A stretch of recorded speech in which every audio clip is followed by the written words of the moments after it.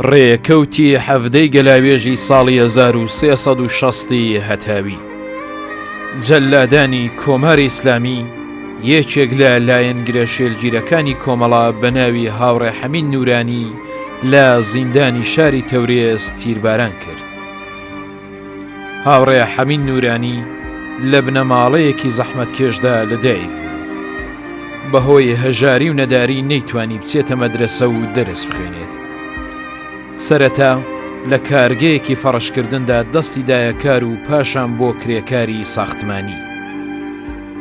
هاوڕێ حەمید ساڵی 1359 تاوی پەیوەندی بە کۆمەڵەوە گرت و وەک لایەنگرێکی دڵسۆزی کۆمەڵە لە بەشی بڵاوکردنەوەی نەشریات و خەبەرنامەکان سازماندرا و دەستی دایە هەڵسوڕان. هاوڕێ حەمید لە کاتی بڵاوکردنەوەی خەبەرنامەدا چەندین جار دەست بەسەر کرا، بەڵام دیسانیش بە ڕوحیەیەکی بەرزەوە لە بەرامبەر ئەشکەنجە و ئازاردا مقاومەتی دەکرد. دوایین جار کە دەست بەسەر کرا لە کاتی دادگاییکردندا بە زیندان مەحکوم کرا، بەڵام جەنایەتکاران و خێنمژانی جمهوری ئیسلامی تیربارانیان کرد. ڕێکەوتی هەفتەی گەلاوێژی ساڵی 1360 هەتاوی ستونێک لە هێزەکانی کۆماری ئیسلامی بە پشتیوانی تۆپخانە و چەکی قورس بە مەبەستی داگیرکردنی ئاوایی ماویان هەڵکەوتوو لە سەر جادەی کامیارانسنا هێرشیان کردە سەر ئەم ئاواییە. پاش ئاگاداربوونی هێزی پێشمەرگەی کۆمەڵە لەم ڕووداوە لە بەرەنگاربوونەوەیەکی قارەمانانەدا بەرپەرچی ئەم هێرشەی داگیرکەرانیاندایەوە و شوێنە داگیرکراوەکانیان گەمارۆدا. لەم شەڕەدا کە تا سەعات 2:30 پاژنیوە ڕۆی خایاند، هێزەکانی کۆماری ئیسلامی زەبرێکی قورسیان لێکەوت و دەیان کەسیشیان لێ کوژرا و بریندار بوو. ڕێکەوتی هەفتەی گەلاوێژی ساڵی 1364 هەتاوی لە ڕووداوێکی دڵتەزێندا دوو پێشمەرگەی فیداکاری کۆمەڵە بەناوەکانی هاوڕێ ئیقبال مەلەک محەممەدی و هاوڕێ درەخشان وەیسی گیانی ئازیزیان لەدەستدا. هاوڕێ درەخشان وەیسی لە ئاوایی هەشەمێ سەر بە ناوچەی سنە لەدایک بوو. هاوڕێ ئیقبال مەلەک محەممەدی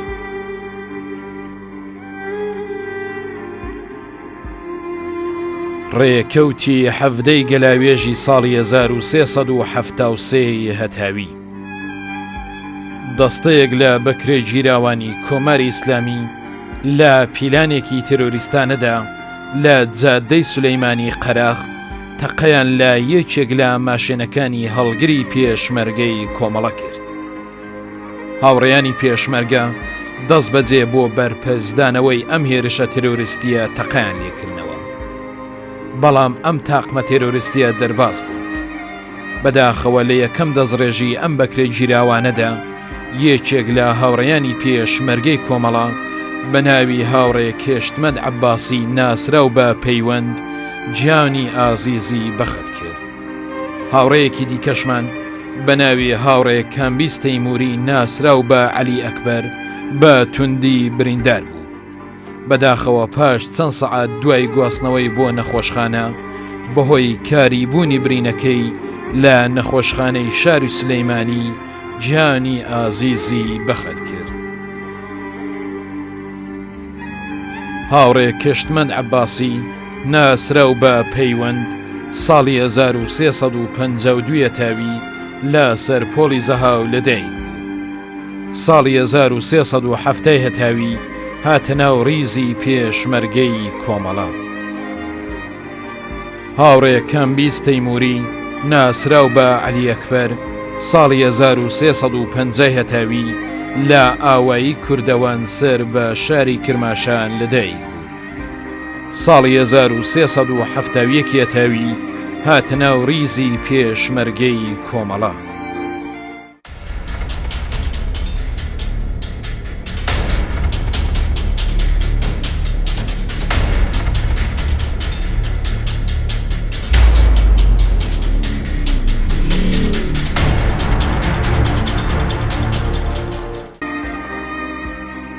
ڕێکەوتی هەژدەی گەلاوێژی ساڵی 1359 هەتاوی بەکرێ گیراوانی کۆماری ئیسلامی ئاوایی حەمامیانی بۆکانیان گەمارۆدا و لەگەڵ چەند پێشمەرگەی کۆمەڵە لە بەشی کومیتەی ڕۆستا دەرگیر بوون. پاش شەڕێکی قورس و حەماسی پێشمەرگەکان ئەم گەمارۆیەیان تێکشکان. بەداخەوە لەم ڕووداوەدا پێشمەرگەیەکی فداکاری کۆمەڵە بە ناوی هاوڕێ محەممەد ئەمین مرادی گیانی ئازیزی بەخەت کرد. هاوڕێ محەممەد ئەمین مرادی ناسراو بە مینەی حەمامیان ساڵی 1339 هەتاوی لە ئاوایی حەمامیان سەر بە ناوچەی بۆکان لەدایک بوو.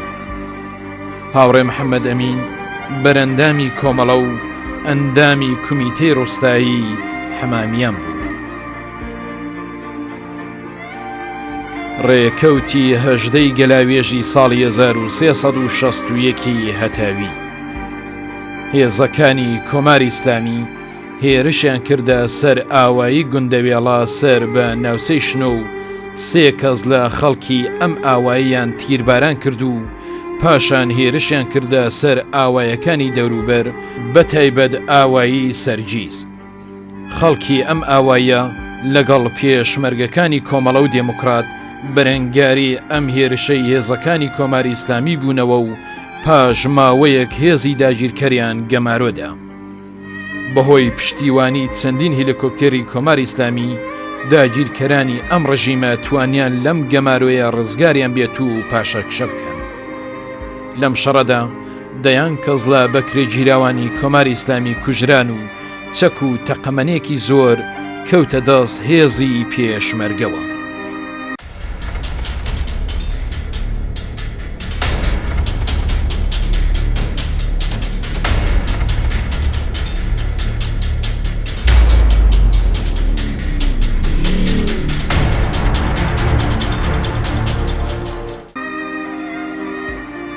ڕێکەوتی 19 گەلاوێژی ساڵی 1360 هەتاوی جەلادانی کۆماری ئیسلامی ئەندامێکی کۆمەڵەیان بە ناوی هاوڕێ سەعید ڕەحمانپور لە زیندانی شاری تەورێز تیرباران کرد. هاوڕێ سەعید ڕەحمانپور ساڵی 1332 هەتاوی لە شاری بانە لەدایک بوو. لە زانکۆی تەورێز دەستی کرد بە چالاکی سیاسی و لە هەمان کاتدا لەگەڵ هاوڕێیانی کۆمەڵە ئاشنا بوو. دواتر وەک مامۆستا لە دبیرستانەکانی سنە دەستی بەکار کرد.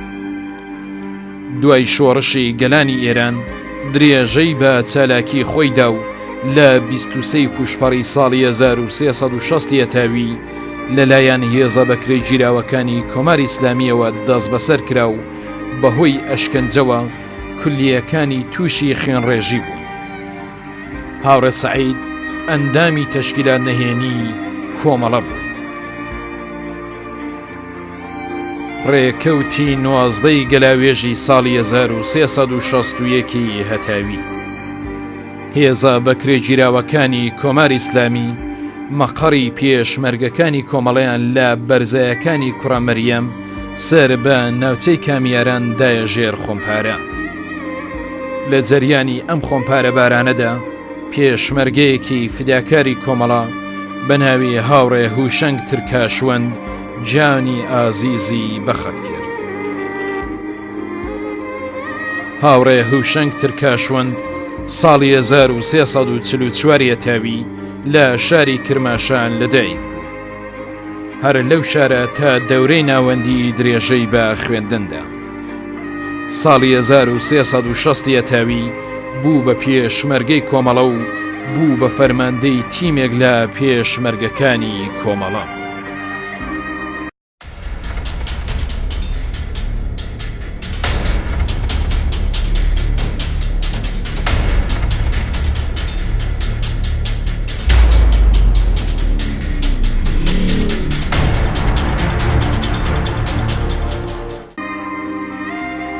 ڕێکەوتی 20 گەلاوێژی ساڵی 1359 هەتاوی 3 دەستە لە پێشمەرگەکانی کۆمەڵە لە پەلی شەهید فایق لە عملیاتێکدا بۆ سەرپایەگەی هێزەکانی کۆماری ئیسلامی لە ئاوایی هەڵتوشان هەڵکەوتوو لە نێوان سنەکامیاران زەبرێکی قورسیان لە هێزی دوژمن وەشاند و پاش چەندین سەعات شەڕ و پێکدادان بە سڵامەت گەڕانەوە شوێنەکانی خۆیان.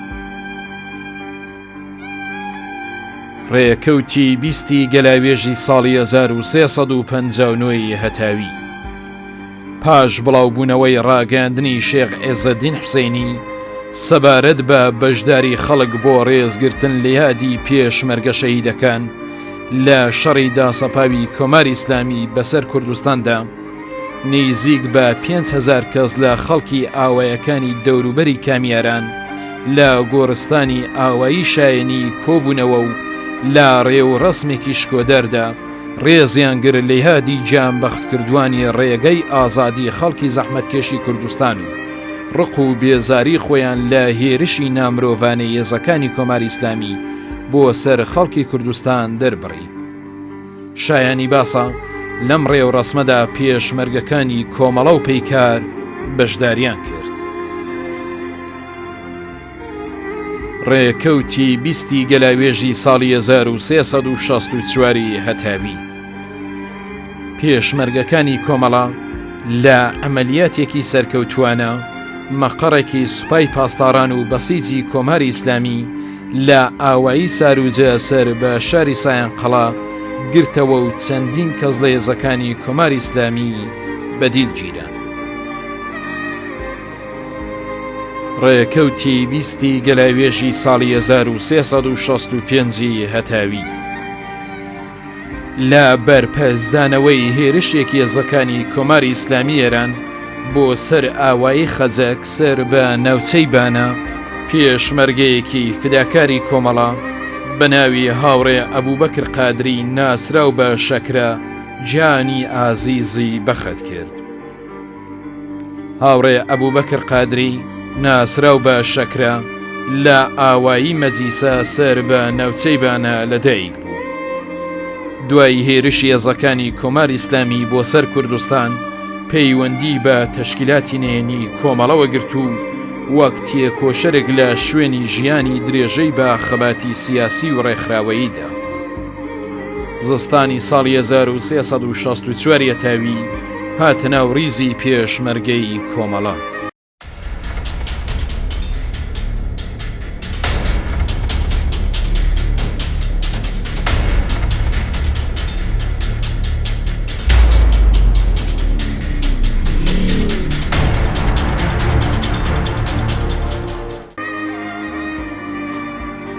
ڕێکەوتی 22 گەلاوێژی ساڵی 1362 هەتاوی هێزەکانی کۆماری ئیسلامی هێرشیان کردە سەر شوێنی پێشمەرگەکانی کۆمەڵە لە بەرزایەکانی کەڵکوژ لە نێوان ئاوایەکانی دەرەوەزان و شاقەڵا لە ناوچەی دیواندەرە.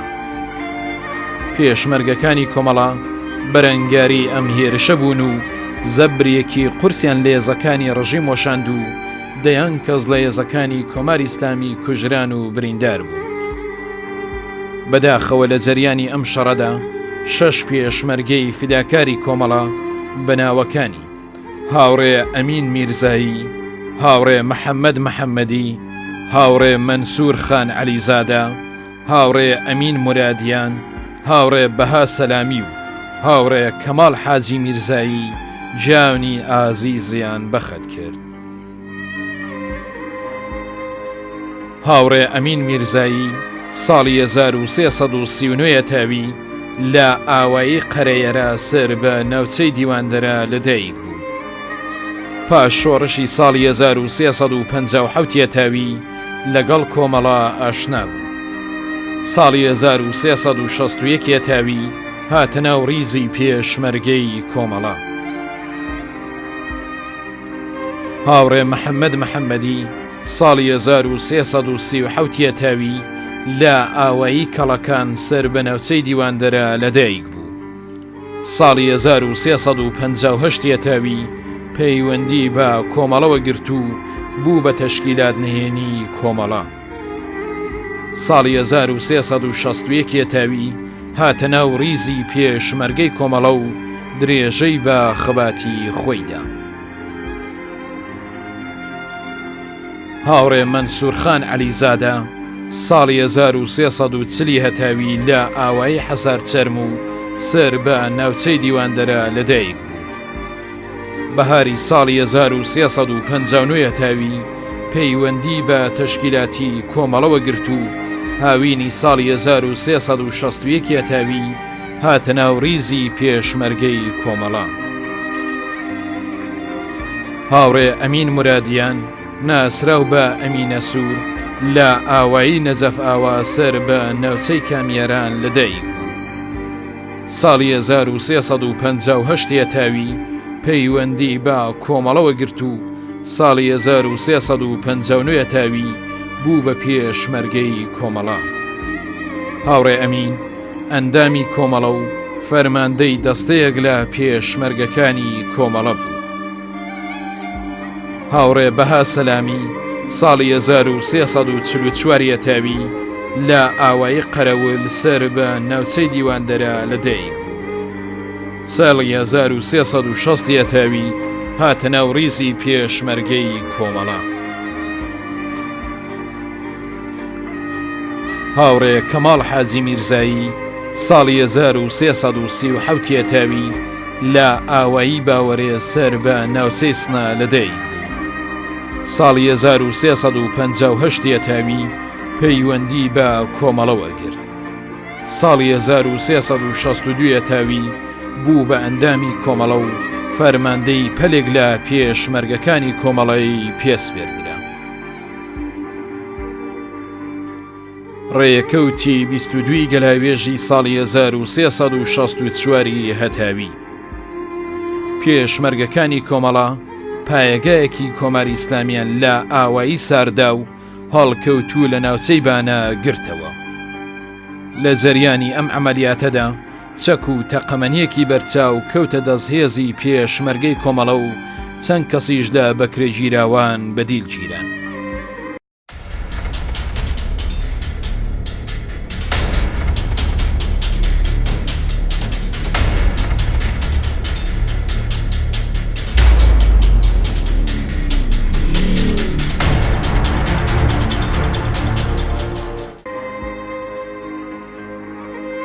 ڕێیەکەوتی 23 گەلاوێژی ساڵی 1362 هەتاوی جەلادانی کۆماری ئیسلامی تێکۆشەرێکی کۆمەڵەیان لە زیندانی شاری تەورێز بە ناوی هاوڕێ شوعلە ئیبراهیمی لەو پەڕی وەحشی گەریەوە تیرباران کرد.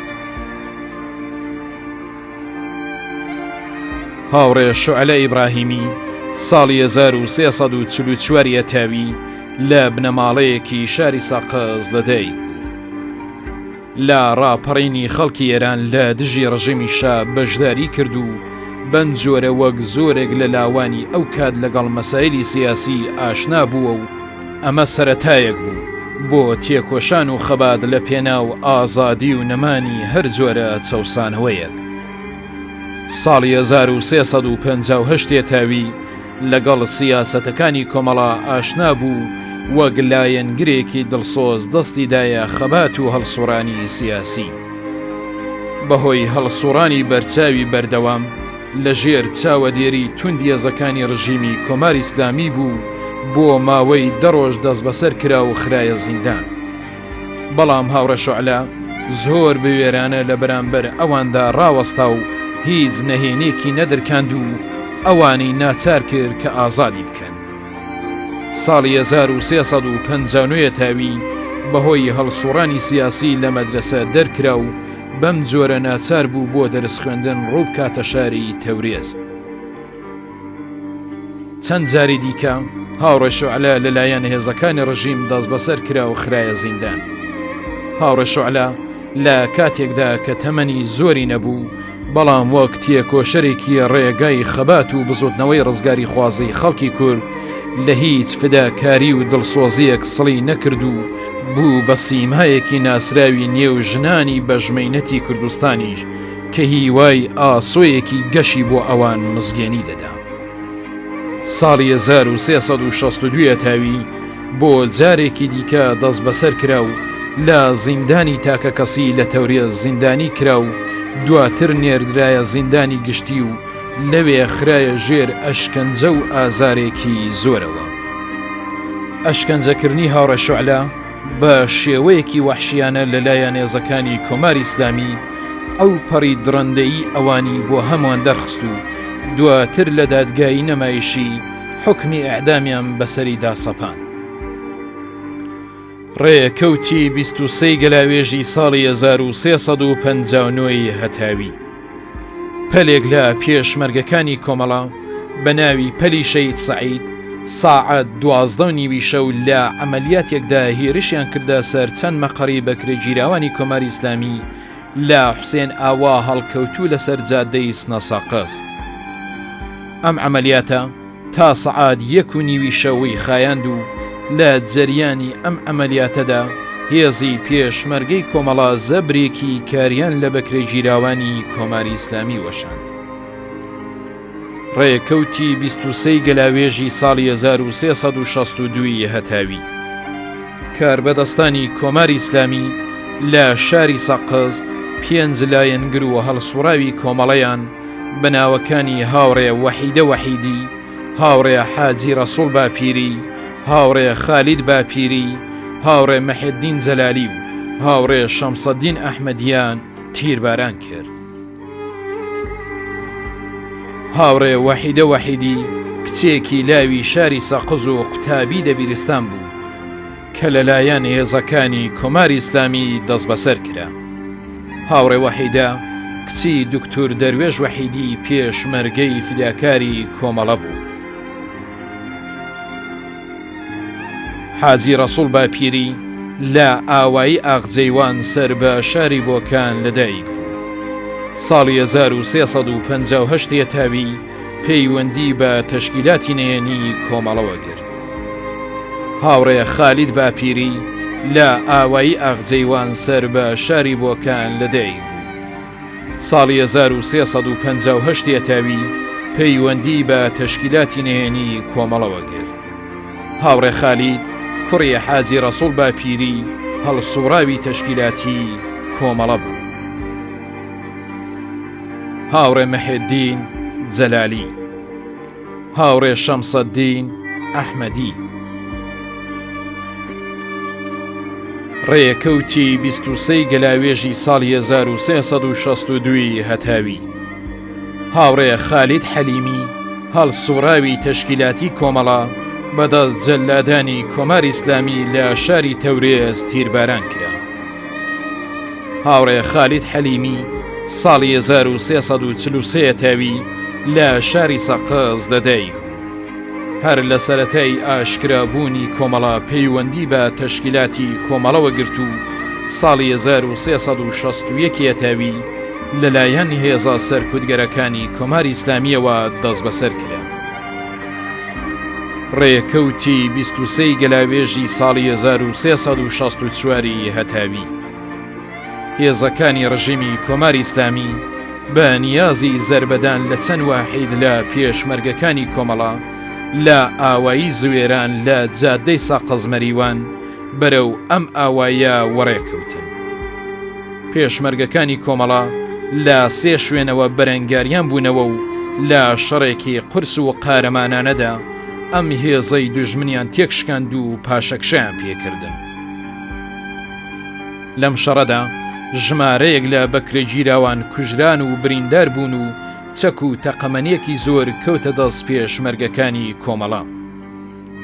بەداخەوە لە جەریانی ئەم شەڕەدا پێشمەرگەیەکی فداکاری کۆمەڵە بە ناوی هاوڕێ ناسر کەریمی ناسراو بە دکتۆر ئیرەج جانی ئازیزی بەخەت کرد. هاوڕێ ناسر کەریمی ناسراو بە دکتۆر ئیرەج ساڵی 1339 هەتاوی لە ئاوایی بیار سەر بە ناوچەی کامیاران لەدایک بوو. ساڵی 1358 هەتاوی هاتە ناو ڕیزی پێشمەرگەی کۆمەڵە و بۆ ماوەیەک بۆ کاروباری تەشکیلاتی چووە تاران. ساڵی 1362 هەتاوی بۆ جاری دووهەم هاتەوە ناو ڕیزی پێشمەرگەی کۆمەڵە.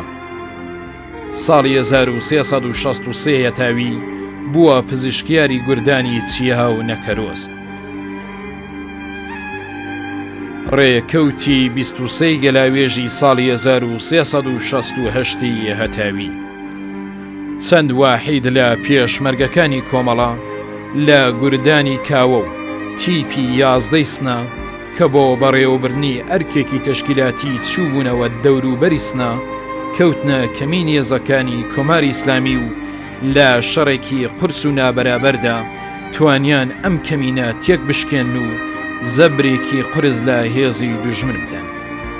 بەداخەوە لەم شەڕەدا دوو پێشمەرگەی فداکاری کۆمەڵە بەناوەکانی هاوڕێ زاهید گاواهەنی هاوڕێ بەهمەن ئەیوبی جانی ئازیزیان بەخەت کرد.